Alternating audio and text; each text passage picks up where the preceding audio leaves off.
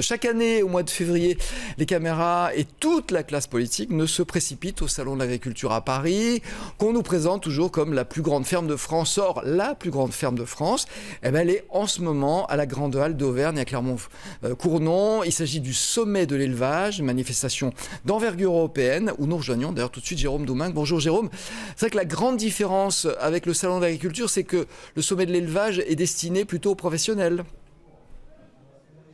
C'est vrai que c'est pas un salon, bonjour Alain et bonjour à tous. C'est vrai que c'est pas un salon grand public, hein, c'est un salon de professionnels, réservé quasi aux professionnels, même si tout un chacun peut s'y aventurer ici un petit peu comme moi au milieu de ces ovins, de ces ravas. C'est une espèce locale, ce sont les locales de l'étape, ces brebis qui sont derrière moi et dont on va s'occuper d'ici quelques minutes. Vous allez voir, c'est une petite surprise avec le champion de France de tonte de moutons qui nous attend d'ici quelques minutes. Et oui, le sommet de l'élevage, c'est la 25e édition cette année.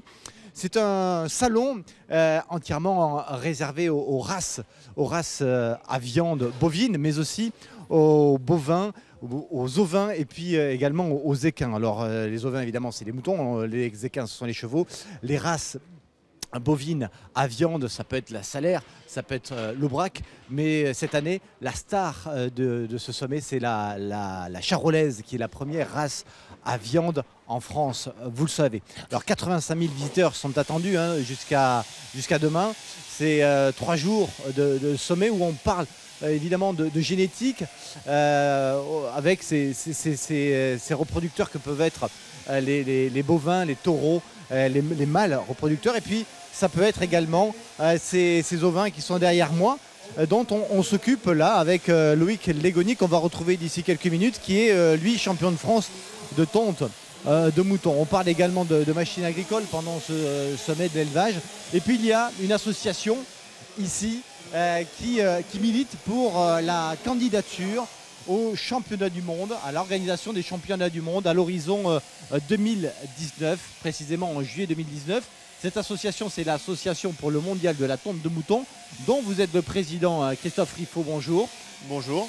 Vous êtes là pour faire la promotion de cette discipline et surtout pour l'organisation de ce mondial, ce qui serait une première en 40 ans d'existence de la compétition. Tout à fait. Donc c'est vrai. Quels sont les atouts que vous allez faire valoir pour obtenir finalement cette organisation? Les atouts, c'est que ça va être organisé dans un département, dans une région où il y a beaucoup de moutons. Donc c'est le bassin ovin, c'est dans le cœur du bassin ovin à l'étang. Donc après, nous avons aussi une culture, on a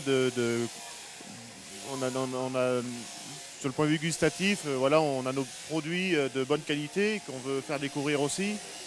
On veut faire voir notre territoire aussi, que c'est une terre de tourisme et on est prêt à accueillir 30 nationalités, quoi. Le pays roi de la tonte de mouton et du mouton en général, c'est la Nouvelle-Zélande. D'ailleurs, vous allez défendre votre candidature en Nouvelle-Zélande sur les prochains championnats du monde en février prochain. Vous allez carrément sur place et vous allez essayer de défendre votre dossier face à l'autre candidat qui est l'Irlande du Nord, autre pays roi en matière de tonte et d'élevage de moutons. Tout à fait. Donc on est confronté à l'Irlande du Nord pour défendre cette candidature. Bien sûr, ça sera la France qui l'aura, il ne faut pas douter quand même. Après, il faut savoir que le Pays de Galles avait aussi candidaté et ils nous ont laissé leur place, donc c'est vraiment gentil à eux. Alors l'Odorat, c'est pour situer, l'Odorat, on est au nord de la Haute-Vienne, dans un petit bassin qui compte plus de moutons que d'habitants.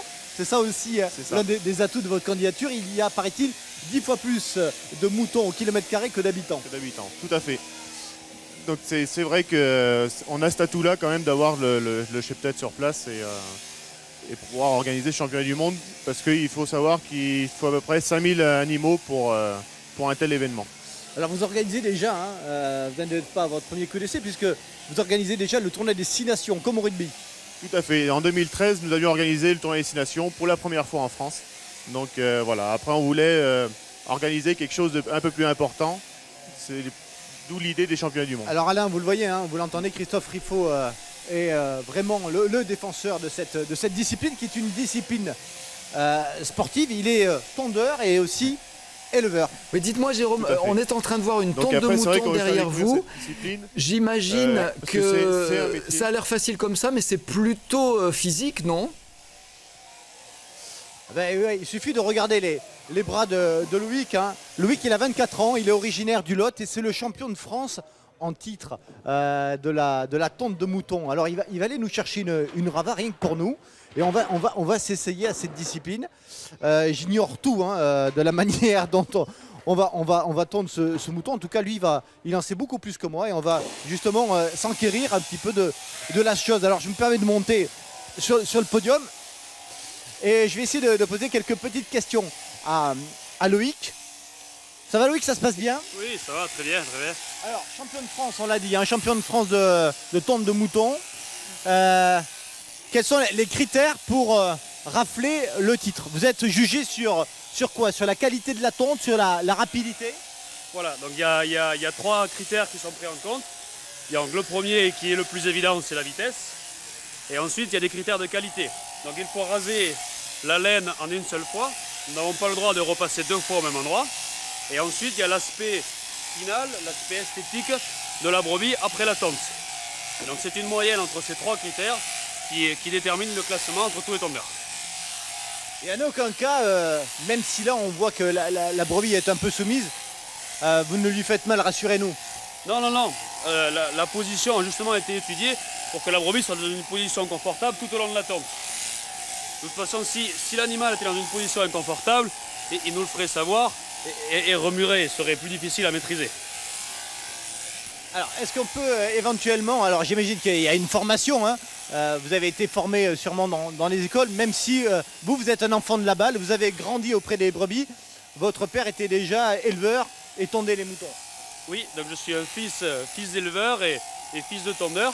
Donc j'ai appris à tondre dès mon plus jeune âge et j'ai fait des voyages en Nouvelle-Zélande pour perfectionner ma méthode. Bon, et Loïc, ça vous dirait si vous deveniez mon professeur de tonte là? Ah ben, avec plaisir, j'étais en train d'y penser, j'allais vous le proposer.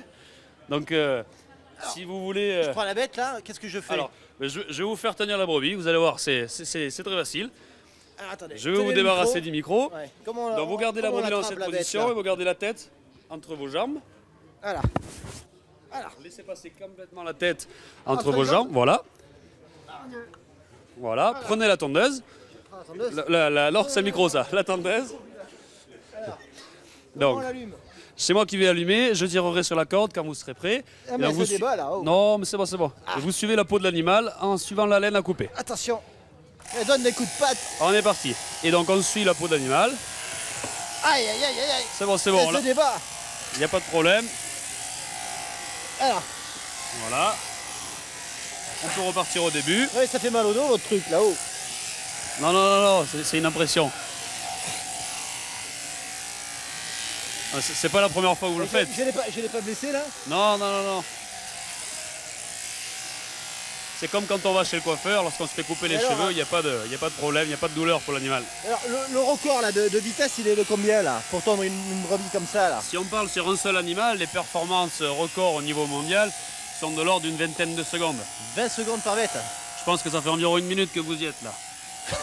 Merci, c'est gentil. Mais comment on fait pour la tourner? Parce que là j'ai tout pelé là, il reste plus. Eh bien il faut finir la dernière partie sur le dos là, le bas du dos. Voilà. Je sais pas si vous m'entendez toujours Alain là, mais il y a un sacré barouf. Oui, bah Jérôme, C'est la tondeuse, elle fait un bruit là. Je sais pas si vous m'entendez toujours Alain. oui, je vous En entends, plateau. mais je vais vous laisser terminer tranquillement.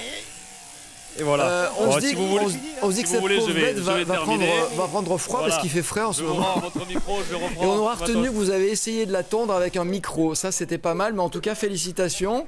Merci Jérôme et merci à vos invités.